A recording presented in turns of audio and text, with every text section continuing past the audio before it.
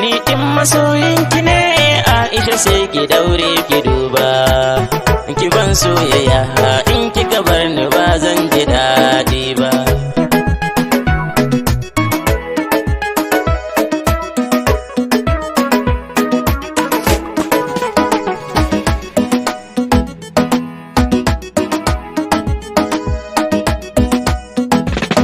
Labarin soyayya ta da Aisha ne yaushe na dauko, da farko zan yi sallama a gare ku na miƙa sako.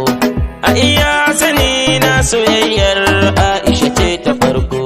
Wata rana na fito da safe na ciyo kosai da koko, sai na hango wata kyakkyawa doguwa fuska ta leko. Zuciyata ta yi bugawa da ƙarfi ban san me yasa ba, ashe sako na